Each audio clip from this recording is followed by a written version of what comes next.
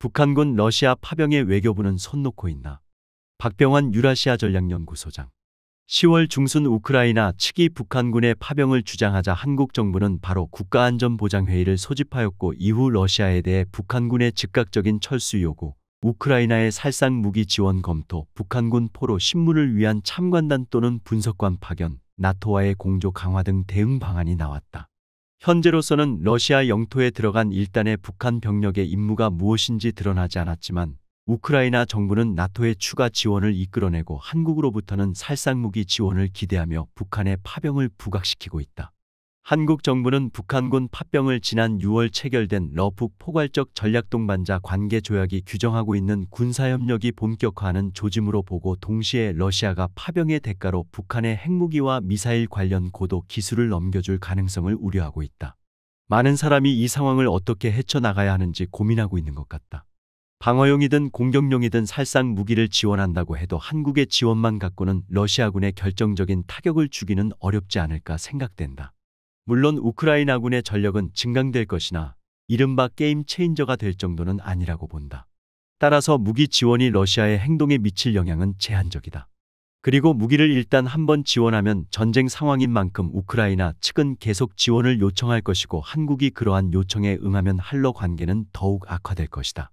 게다가 러시아는 이미 오래전부터 한국이 무기를 지원하는 경우 보복하겠다고 공언하고 있는데, 보복의 내용이 어떤 것일지 예단할 수 없으나 한국으로서는 부담이 되지 않을 수 없다. 또한 무기 지원에 대한 국민 여론에도 귀를 기울여야 하지 않을까. 지난 22일에서 23일 한국갤럽이 만 18세 이상 1000명을 대상으로 실시한 여론조사 결과에 따르면 한국 내 반러시아 의견이 상당함에도 불구하고 우크라이나에 대한 군사적 지원에 대해서 82%가 반대하였다.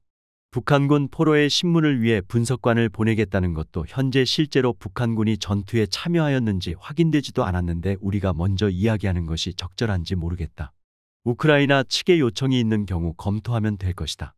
또한 소수의 비전투원이라 할지라도 전쟁 상황인 만큼 파병에 해당될 수 있고, 그렇다면 헌법상 국회의 동의를 얻어야 하는 문제도 발생한다. 한국이 가장 우려하는 바는 러시아가 북한의 핵무기와 미사일 관련 고도 기술을 이전하는 것이다. 따라서 이를 막는 것이 대러 외교의 최우선 목표가 되어야 한다. 그런데 우크라이나 전쟁 발발 이래 2023년 9월 김정일의 극동 러시아 방문, 2024년 6월 푸틴의 평양 방문 및 러북 조약 체결에 이어 최근 크렘린 대변인에 따르면 내년에 김정일의 모스크바 방문 가능성까지 거론되는 등 러북 양국이 급속도로 밀착하는 동안에 한국은 수수방관하고 있었다고 보아야 하지 않을까.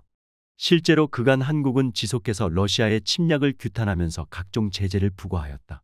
또한 고위 인사 교류가 전무하였으며 그 결과 양국 간 심도 있는 대화가 거의 없었다.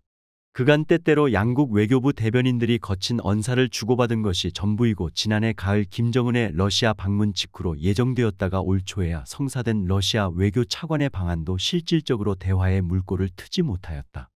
한마디로 말해 지난 약 3년간 한러 양국 사이에는 외교가 실종되었다. 어차피 국가란 도덕이 아니라 이익에 따라 움직이는 존재이다. 어떤 명분도 국익보다 우선할 수 없다. 우크라이나 전쟁 때문에 한국의 안보 이익이 큰 타격을 입어서는 안 된다. 현 단계에서 결과를 낙관할 수 없다고 하더라도 이제라도 러시아와의 진지하고도 솔직한 물밑 대화를 통해 러북 군사협력이 한국의 안보를 저해하게 되는 것을 한국으로서는 결코 묵과할 수 없음을 분명히 밝히고, 러시아의 그러한 조치를 차단시켜야 한다. 지난 6월 체결된 러북 조약에 대해서도 조항별로 상세하고도 분명한 해명을 요구하여야 할 것이다. 물론 협의 과정에서 양측 간의 타협이 있을 수 있을 것이다. 러시아의 국익 관점에서 북한의 고도 군사 기술을 이전하는 것이 결코 불가피한 선택은 아닐 것이며, 그간 러 측으로부터 양국 관계를 염두에 두고 있음을 시사하는 발언이 여러 차례 있었음을 생각하면 그러한 물밑 대화를 일단 시도해 볼 만하다. 지금이야말로 외교의 복원이 절실한 시점이다.